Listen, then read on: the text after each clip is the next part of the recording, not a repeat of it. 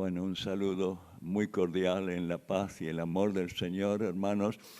Le agradezco al hermano Javier sus amables palabras y es una alegría estar otra vez aquí, hermanos, aunque hay algunos que están ausentes por diversas causas. Ayer decía en San Carlos que tengo un don muy particular que me ha dado el Señor y ese don es ahuyentar a la gente, casi siempre. Hermano, hoy ha habido bodas y la mitad de la iglesia falta. Hay un retiro en tal parte, así que no se preocupe si somos pocos. De todas maneras, lo importante es que el Señor esté con nosotros, hermanos. Como algunos recuerdan a mi querida esposa y preguntan por ella, decir que no puede viajar ya, pero está muy, muy bien cuidada por una hermana, de manera que la puedo dejar en buenas manos, ¿no? Ella siempre recuerda la obra en España y a muchos y a muchas de vosotros, y estará contenta de decirle, ¿no?, que seguís al pie del cañón. Una última cosa, este libro algunos ya lo trajeron, se lo llevaron el año pasado, pero por cualquiera que ya sea no estuvo, no pudo o quiere regalarlo, he traído algunos ejemplares, el precio siempre muy módico, solo 5 euros, y sabéis que nada va para mi bolsillo, ya está todo pago esto, de manera que lo que se recauda va a la obra del Señor según Él me va indicando. Bueno, vamos al grano, y en esta mañana vamos a tomar 2 versículos claves del libro de Eclesiastés y desarrollar verdades muy importantes que surgen de ellos. El primero de ellos, y para el que quiera buscar la Biblia, tal vez algunos prefiráis escuchar para que sea más ágil, no perdáis tiempo buscando y a lo mejor perdéis el hilo. Pero Eclesiastés viene después de Salmos, Proverbios, Eclesiastés y antes de Cantares e Isaías. Y vamos a leer primeramente el versículo 14 del 3er capítulo. He entendido que todo lo que Dios hace será perpetuo. Sobre aquello no se añadirá, ni de ello se disminuirá. Y lo hace Dios para que delante de Él teman los hombres. Un versículo muy precioso que nos abre un abanico tremendo. Nos dice que todo cuanto hace Dios será perpetuo. Él es el eterno Dios y Él y solo Él puede ponerle ese sello de eternidad, de perpetuidad a lo que Él hace. Pero añada algo también muy importante, que lo que Él hace, sobre aquello nada se añadirá, ni de ello se disminuirá. Y esta es una forma de decir que cuanto Él hace, lleva también el sello de su absoluta perfección. Nunca se equivoca, nunca una cosa media, nunca demasiado pronto o demasiado tarde, siempre, siempre preciso, exacto, diría matemáticamente ubicado por la perfección de Dios, ¿no? Y esto se aplica a cuanto hace, pero esta mañana quiero tomar 2 cosas que son como pilares fundamentales de la fe cristiana nuestra. Si tenéis abierto, podéis poner un papelito como yo hago ahora, porque ya volveremos, pero pasamos primeramente al fin de la Biblia, al final del Apocalipsis, capítulo 22, y allí vamos a leer los versículos 18 y 19. Como veis, soy muy lento en el hablar, pero creo que tiene una ventaja esto. Hay los que hablan con mucha prisa, parece una ametralladora, y cuando estás tratando de digerir lo que acaban de decir, ya van 20 palabras delante, ¿no? Así que con mi lentitud os doy mejor ocasión de enteraros bien. Dice, versículo 18, yo testifico a todo aquel que oye las palabras de la profecía de este libro. Si alguno añadiere a estas cosas, Dios traerá sobre él las plagas que están escritas en este libro. Y si alguno quitare de las palabras del libro de esta profecía, Dios quitará su parte del libro de la vida y de la santa ciudad y de las cosas que están escritas en este libro. Y lo veo tan acertado, tan apropiado, que Dios aquí ponga esto como el punto final de su palabra. Es como si dijese, he escrito mi palabra. Nadie se atreva a agregar nada a lo que yo he dicho, so pena de que le vengan todas las plagas que están en este libro. Y nadie tenga la osadía de quitar nada, porque le será quitado del libro de la vida, de la santa ciudad y de las cosas escritas en esta vida. Me agrada, como digo, es una cosa tan apropiada, tan en su lugar. Y sabéis que la Biblia como libro ha sido muy combatida por el enemigo a través de los años.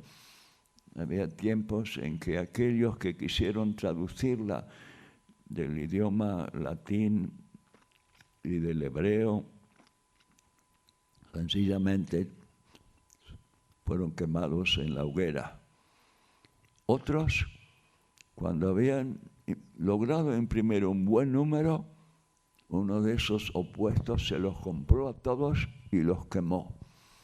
Y hay también aquellos que han ido a la cárcel por la Biblia, y actualmente tenemos la libertad de tener la Biblia. Pero cómo está la corrupción hoy día, no sería difícil que pronto llegase a ser un libro prohibido, porque habla con tanta claridad de cosas como el aborto, la homosexualidad, el lesbianismo y demás, y un libro no como ese hay que quitarlo de en medio. Y muchas de las, digamos, maliciosas maniobras del enemigo van cambiando y últimamente buscando, digamos, falsificar la Biblia. Os doy un caso concreto, no importa el lugar ni el nombre, pero en un lugar dentro de España, un tío que enseña en un lugar de teología, y él va enseñando cómo, por ejemplo, esto bueno es alegórico. Esto otro es subjetivo. Esto otro objetivo puede ser. Y todavía tiene, hermanos, esa maldad de burlarse de nosotros los ingenuos que nos creemos que este libro es la palabra de Dios, ¿no? Ese hombre, claro, se burla, pero no sabe el mal que le espera por esta sentencia al final de la Biblia, ¿no? Y es terrible. Ahora, esta Biblia es la palabra de Dios realmente maravillosa en muchísimas cosas, ¿no? Quiero preguntar, ¿hay alguno que entiende bien todo lo que hay en la Biblia? Ninguno. Bueno, yo tampoco. Llevo 77 años leyéndola, pero hay muchas partes que no las entiendo. Pero tomo lo que creo que es la postura más cuerda y sensata. Decir, si yo entendiese todo lo que ese Dios tan majestuoso y grandioso escribe, sería un Dios a mi pequeña medida. ¿Y qué cosa? ¿Cómo voy a entender todo lo que dice? pero su palabra dice que en el más allá conoceremos como somos conocidos y ahí entenderé lo que no entiendo ahora. Pero una segunda reflexión que es todavía más importante, que aquello que interesa para vivir la vida agradando a Dios, con su beneplácito, su aprobación, su bendición en la vida, eso está clarísimo. Nadie puede decir, mira, yo leí la Biblia y no sabía que había que andar limpio, que no se puede ni se debe mentir ni engañar, o que un chiste verde cada tanto, y que no, nadie puede, porque la palabra de Dios en eso habla con muchísima claridad. Es la palabra que Él nos ha dado, y de ser así como este tío que la trocea diciendo esto vale y esto no vale, Dios sería un Dios muy cruel. ¿Por qué? Porque nos habría dado un libro que no nos podemos fiar de él. Esto es alegórico. Esto no hacerle caso es muy subjetivo. Esto otro puede ser y quedaríamos en una penumbra total. Pero gracias a Dios no hay nada de eso.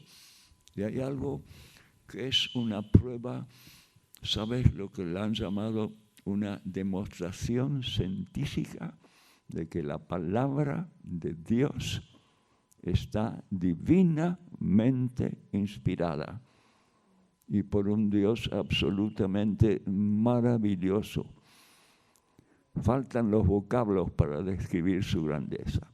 Resulta que hace bastante más nació este hombre, se llamaba Iván Panin, creo que era un ruso que, como él en tiempo de los zares estaba contra eso, tuvo que emigrar a Estados Unidos, ¿no? Y nació en el año 1855, era un matemático eximio, pero también una persona muy instruida y sabía tanto el hebreo como el griego. Y antes de seguir adelante, quisiera decir que como todo el mundo mira en el internet hoy, a lo mejor podéis mirar y ver Iván Panin.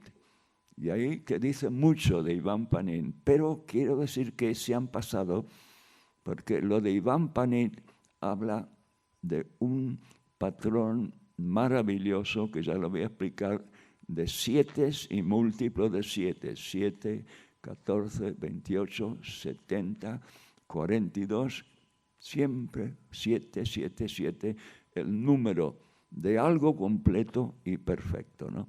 Pero ahí en el internet se han pasado un poco y hablan del número 8, del 9, del 10, incluso del 13, explicando por qué se lo ha hecho el número de la mala suerte, y eso es algo aparte.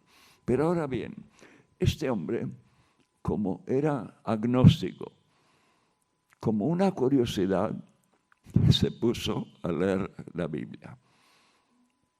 Y él sabía, como era matemático, lo que veía delante. Porque tanto en el hebreo como en el griego, cada letra no solo tiene el valor de la letra en sí, pero también un valor numérico. Y él, con ese ojo de matemático maravilloso que era, enseguida vio que había 7 múltiplos de 7 por todos lados, y primero dijo, bueno, debe ser casualidad.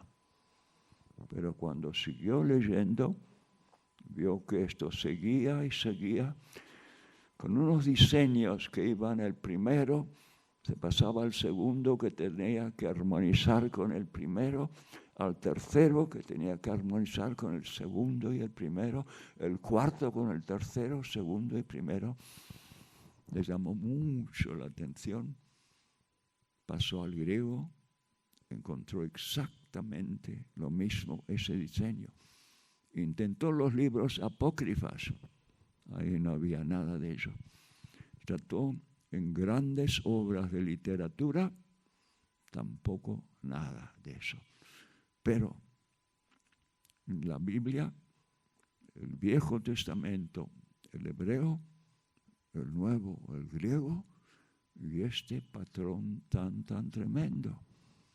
Y sabiendo que la Biblia no se escribió cuando había la tecnología aquí, ni había unos sabios que se pusieron trabajando. Unos eran pastores, otros reyes y otros en un lugar muy apartado el uno del otro y con siglos de espacio de tiempo entre unos y otros. Y sin embargo que todos ellos, inspirados por Dios, ni lo sabían, ni se enteraban ellos, pero poniendo esta trama maravillosa de un libro que de principio a fin tiene esa maravilla, el 7, 70, 77, 28, 14, 7 aflorando por todos lados. Él era agnóstico, pero a raíz de eso se convirtió convertidísimo y fue la sensación. El famoso Iván Panín, el agnóstico, se ha convertido al Evangelio.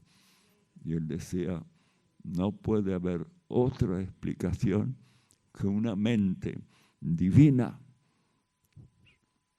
que sobrepasa toda la capacidad nuestra, tomando hombres y mujeres seguramente de un lugar y otro, inspirándolos para dar un libro tan precioso, tan perfecto, elaborado y adornado con unos patrones maravillosos que adornan y declaran la presencia sapientísima de ese Dios nuestro, hermano.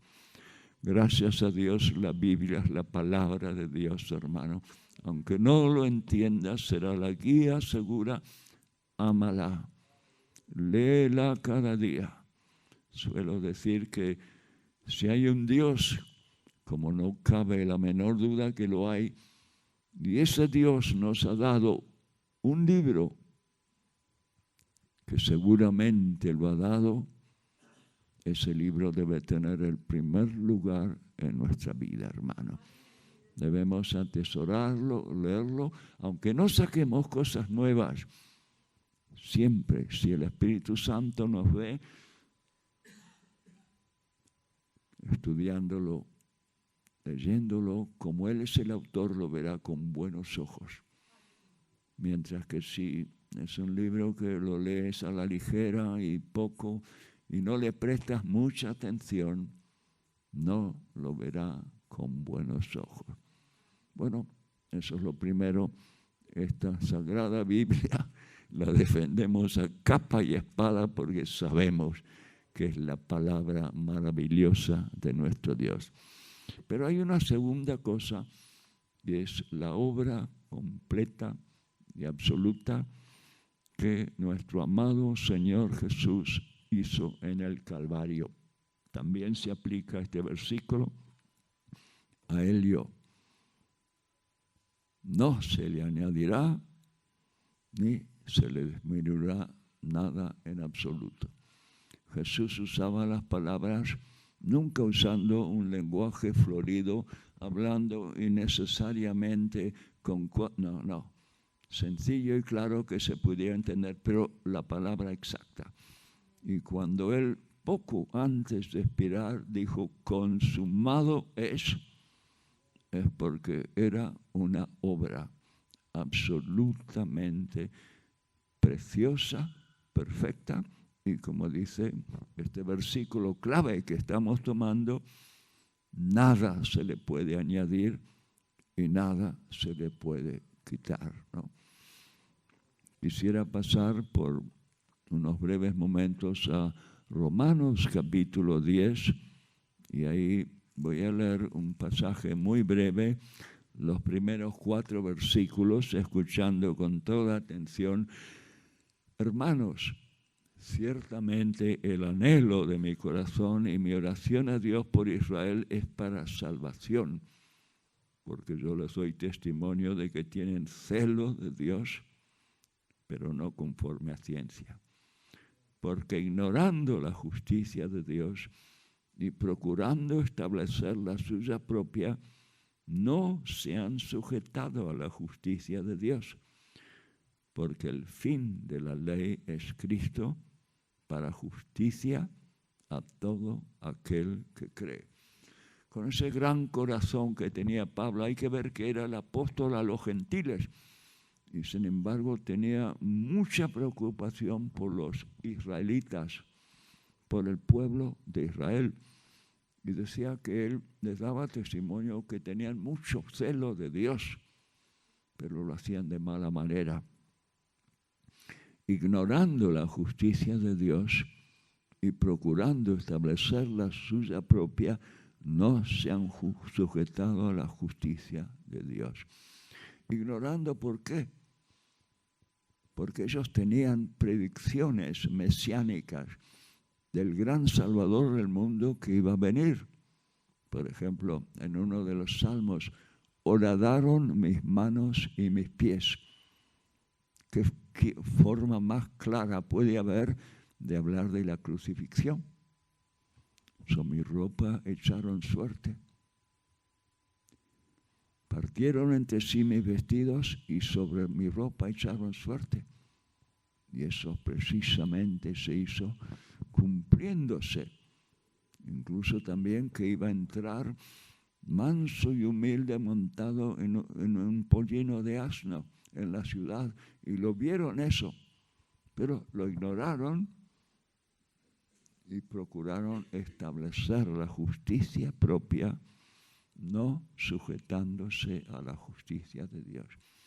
Es como algo terco diciendo, el cielo me lo gano yo. Voy a entrar por los méritos, porque yo voy a guardar la ley, la voy a cumplir. Y no sabían que se ponían bajo maldición. Porque después de dar en un pasaje del Pentateuco una serie de cosas, dice, maldito el que no confirmare las palabras de toda esta ley para cumplirla. Y la ley, si tú la miras, imposible de comer. Había judaizantes que luego querían imponerla. Y Pedro, con tanta inspiración divina, ¿por qué tentáis a Dios poniendo sobre los discípulos un yugo que ni nuestros padres ni nosotros hemos podido llevar? Dios, siendo ese Dios tan lleno de gloria, de santidad, de grandeza, de honor, de dignidad, la ley de Él es como una cima inalcanzable para personas diminutas como nosotros para alcanzarla. Pero Dios, en su mucho amor, dispuso una forma tan dolorosa, pero tan maravillosa, que a través de su Hijo nos da la opción que con sencillamente arrepentirnos de nuestros pecados, depositar nuestra fe en esa muerte expiatoria en la cruz y en su resurrección y recibirlo en nuestra vida, pues se soluciona el problema. Tenemos un perdón total, gratuito y eterno, y una nueva vida llena de la herencia que nos toca por lo que Cristo ha hecho. Y lo que Él hizo es una obra perfecta, una obra que satisface los requerimientos más estrictos de cualquier ley. Voy a contar un caso de un gran siervo de otrora, se llamaba Carlos Finney, seguro que muchos han leído de él y saben de él. Este hombre, antes de convertirse, era un abogado, ¿no? Y él entonces, en materias de abogacía, derecho, justicia y práctica forense, era un hombre realmente muy bien versado en comparación como nosotros, profanos, en el sentido de que no tenemos conocimiento ni autoridad para hablar sobre el tema, ¿no? Y en uno de sus escritos, él cuenta cómo cada tanto convocaba a colegas suyos, abogados, ¿no? Y de forma minuciosa le iba abriendo el plan de salvación, la obra expiatoria de Cristo, paso a paso, demostrando de la manera más minuciosa cómo cada requerimiento de la justicia queda plenamente, totalmente, absolutamente satisfecho. Y los abogados se quedaban boquiabiertos, desarmados totalmente, y ante algo tan perfecto que lo entendían así, se convertían. ¿Y sabes qué yo voy a decir? Que para él los más fáciles de llevar al Señor eran los abogados. No sé cuántos abogados habréis llevado vosotros al Señor, pero yo en todos mis años que sepa, ni uno solo. Pero otra prueba de la obra maravillosa de Cristo. Y estas dos cosas, hermanos, aunque toda la gama del consejo de Dios es mucho más amplio, pero estas dos son columnas absolutamente fuertes y fundamentales. La palabra de Dios que vive para siempre y la obra expiatoria de Cristo en el Calvario. Aquí, gracias a Dios, no tenemos disculpas que presentarles a nadie. Pisamos terreno absolutamente sólido. No hay nada de arena movediza en eso, no hay nada de conjeturas humanas, suposiciones y demás. Algo sólido, eterno y que nos da una dicha sin par para esta vida y para el más allá. Bueno, eso en cuanto a ese primer versículo, pero creo que dije en un principio que íbamos a tomar dos. Y tomo ahora el segundo, que también está en Eclesiastés. Y aquí, hermanos queridos, es el versículo en el capítulo 9, el versículo 8. Repito, Eclesiastés 9, 8.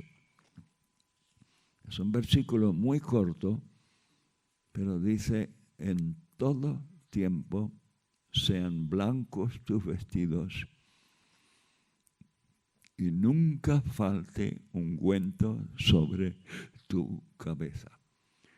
Sabemos, hermanos, que un principio importante en el estudio y la comprensión de la palabra de Dios es que en muchas partes el Antiguo Testamento nos habla simbólicamente muchas veces a través de lo externo y visible, apuntando a lo interno y eterno e invisible del Nuevo.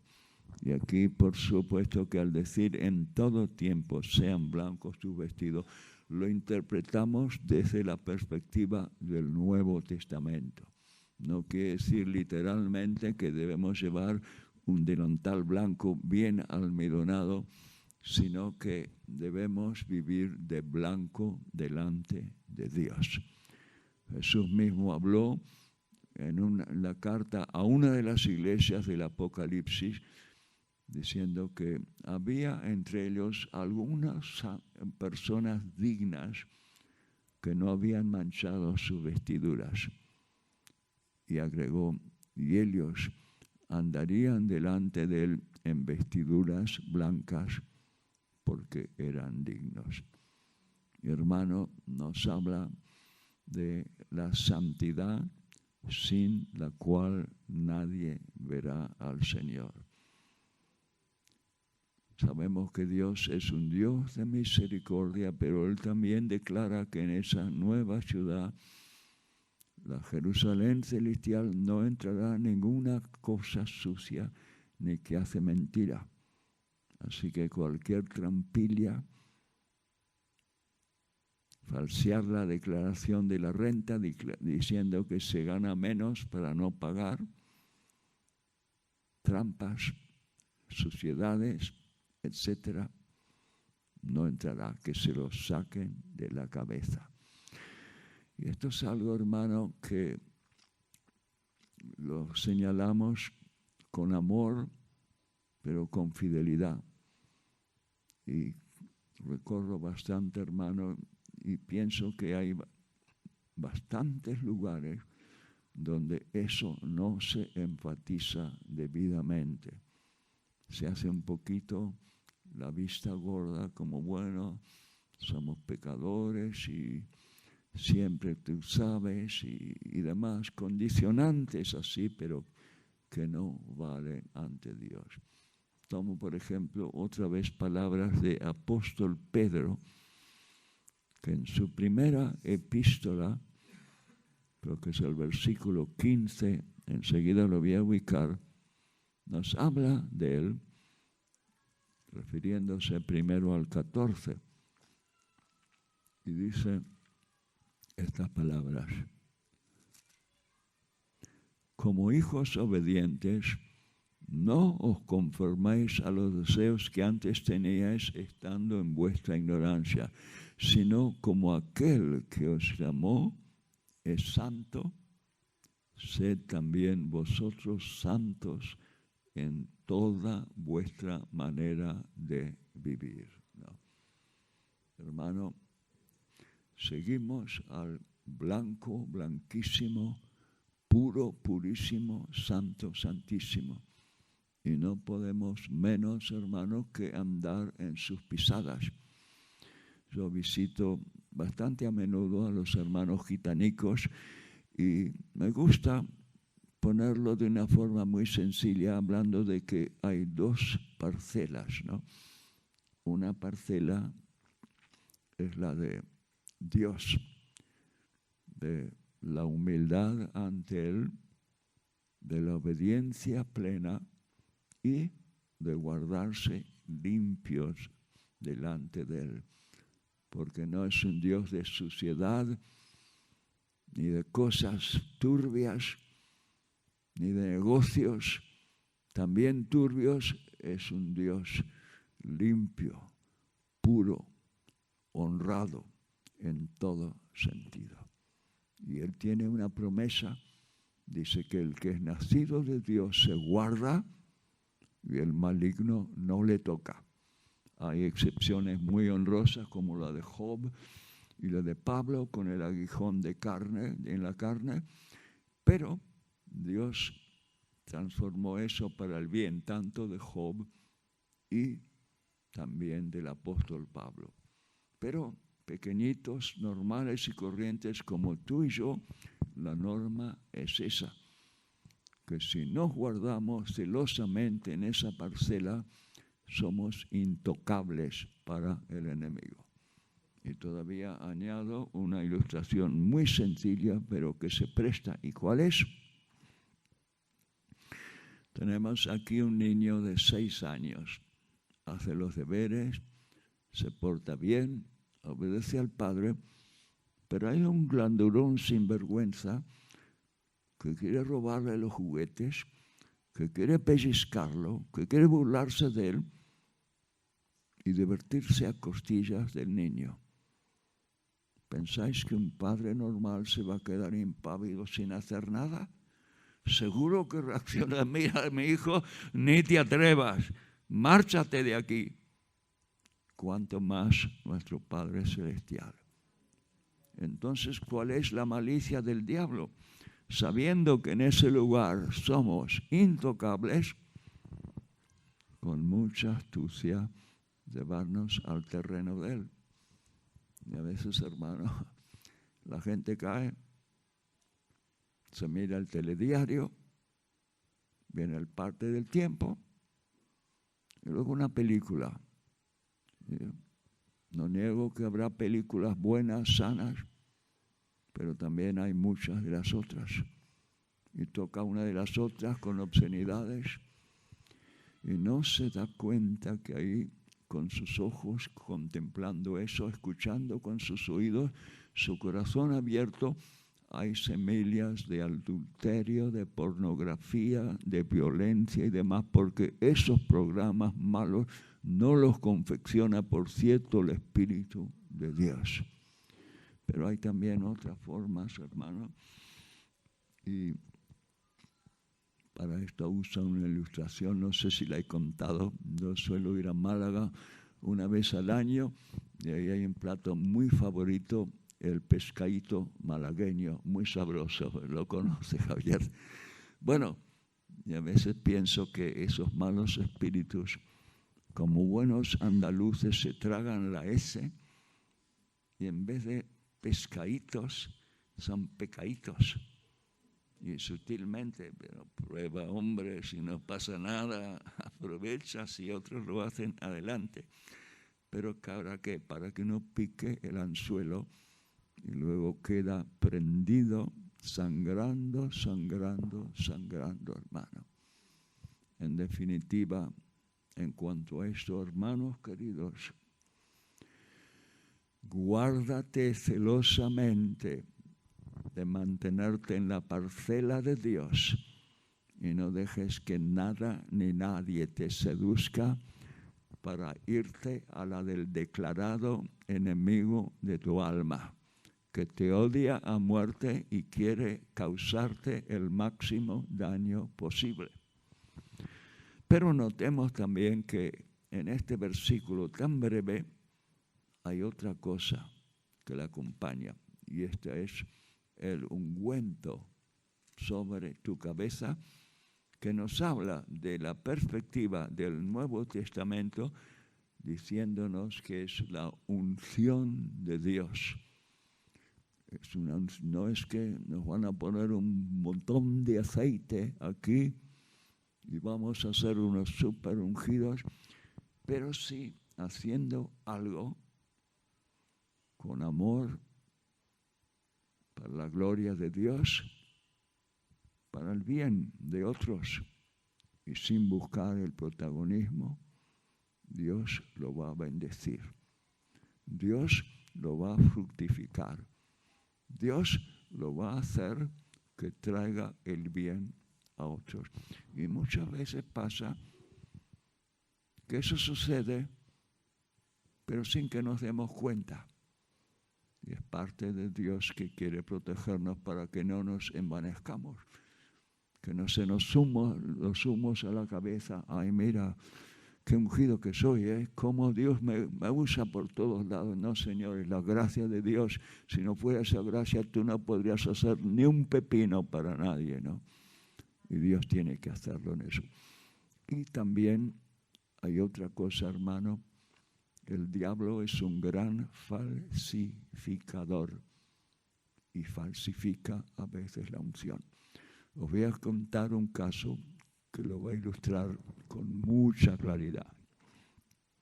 Hace unos buenos años, sin decir ni el nombre ni el lugar, pero un querido pastor estaba muy perplejo.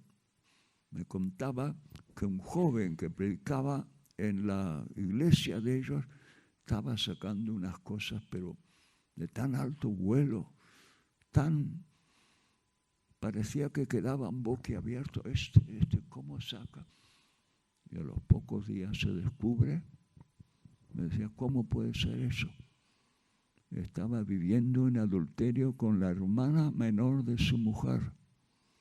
Y tuve que explicarle, querido hermano, eso no fue una unción santa, sino una unción falsa de ese enemigo que falsifica las cosas.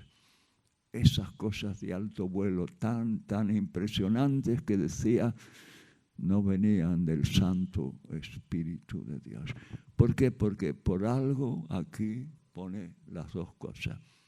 En todo tiempo, domingo con los hermanos, pero lunes en el taller de trabajo, en la escuela, en la calle, donde sea, sean blancos tus vestidos, ungüento, unción, bendición. Mancha en tus vestidos, mentirillas, chiste verde, sonrisita falsa. Olvídate, no hay unción verdadera. Las dos cosas van inseparablemente ligadas y por eso el versículo las pone pam, pam, cada una en su lugar. Sin la primera no hay la segunda, no la puede haber, porque el Espíritu Santo, Jesús lo llamó el Espíritu de verdad, el Consolador y también el Espíritu Santo, porque Él, verdad absoluta y santidad absoluta. Y entonces, ¿qué sacamos en limpio de esto, hermano? Que Dios quiere que seamos un pueblo limpio, celoso de buenas obras. No personas que nunca nos equivocamos, que nunca, tal vez en un momento de agotamiento, además, una palabra de impaciencia, pero personas limpias. En el mirar de los ojos, en el tocar con las manos, nada pegajoso ni engañoso. En el dinero, la administración del dinero. En el trato, el varón con la mujer y la mujer con el varón. En la fidelidad matrimonial, es decir, una sal y pimienta que se mete en cada rincón de la vida. Y Dios, que en todo, hay un versículo en Zacarías donde dice que todo ello, las campanillas, las ollas, todos llevarían el sello de la santidad. Dios quiere limpieza. Es un Dios limpio, santo y puro. Y los que vivimos de Él, aunque no somos perfectos, pero debemos andar así como Él anduvo. Incluso en 1 Juan, el apóstol Juan nos dice que el mundo no nos conocía y luego agrega que vivimos como Él vivió. Desde luego, yo reconozco que llegar al amor, a la humildad de Jesús, me faltan kilómetros. Pero por la gracia de Dios, hermano, sé que la palabra de Dios dice que el que piensa estar firme, mire que no caiga, y por eso nos cuidamos celosamente. Pero eso no quiere decir que dejemos de hablar lo que dice la palabra. Porque este mensaje de la santidad, sin la cual nadie verá al Señor, es un mensaje que está 10 y 20 y 100 veces reiterado de una forma y otra para nuestro bien. No porque Dios nos tenga entre ojos y a ver si falló, a ver si hizo mal, porque nos ama y sabe que cuando hacemos el mal, tal vez sin darnos cuenta nos deslizamos a la mala parcela, repito, del enemigo declarado que nos odia a muerte. Y porque nos ama de verdad, quiere que estemos en esa parcela. Y si eres un hijo de Dios, una hija de Dios, ¿sabes qué puedes hacer? Yo hace muchos años le hice esta petición muy sincera al Señor. Señor, yo no quiero ser un grandioso ni un famoso, nada de eso, pero no quiero apartarme de la senda recta y pura que marca tu palabra. Entonces, mi Padre, si tú ves que empiezo por algo a desviarme, llámame la atención. Si no me doy por enterado, un fuerte tirón de orejas.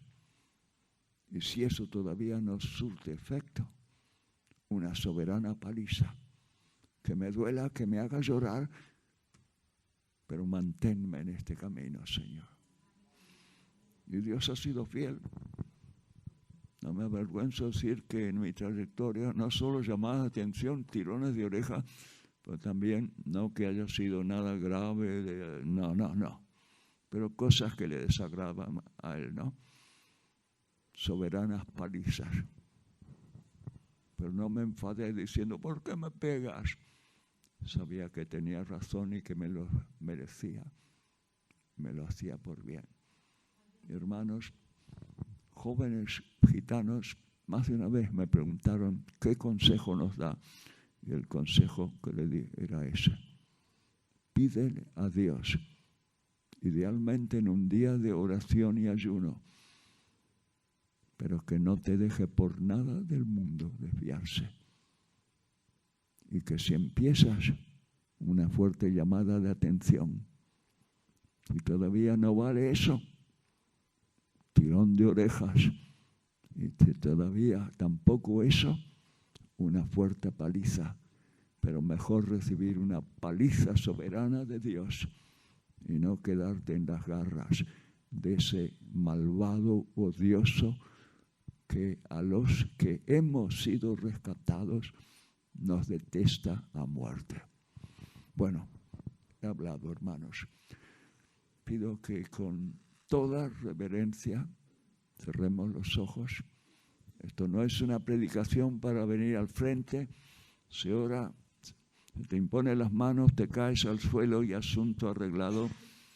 Es cosa que hay que reflexionar, hay que tomárselo muy en serio y hay que decidir de todo corazón ser hacedores y no meramente oidores de la palabra.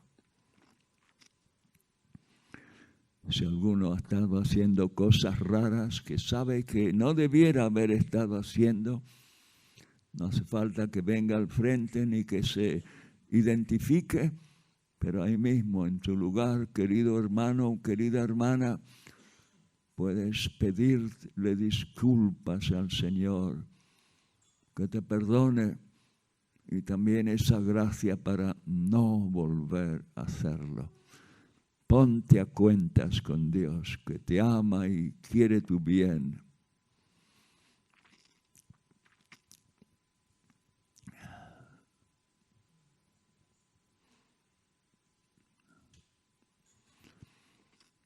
Amado Padre,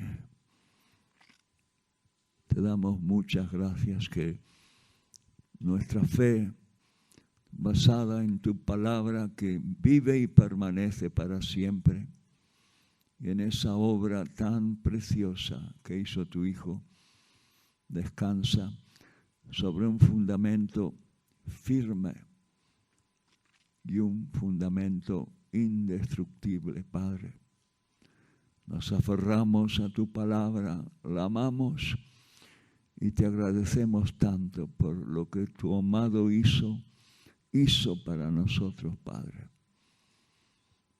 Pero conscientes de que nos llamas a vivir como tú viviste, limpios y puros, Señor, te pedimos esa gracia divina, que tu Espíritu Santo obre incluso cosas que hemos estado consintiendo sin darnos cuenta de lo mal que están, pero que nos abras los ojos para verlo y dejar de hacerlo, Señor.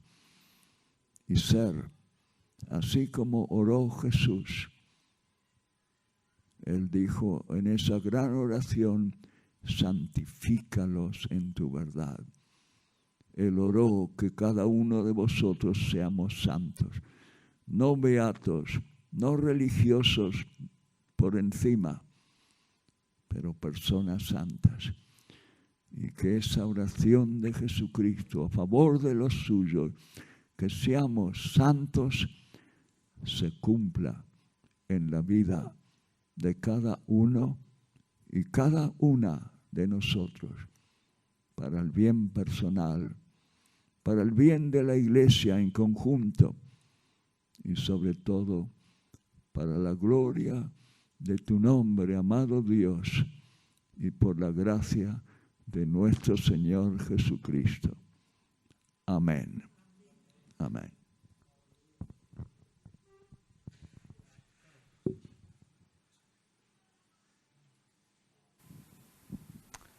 Lo aprendido.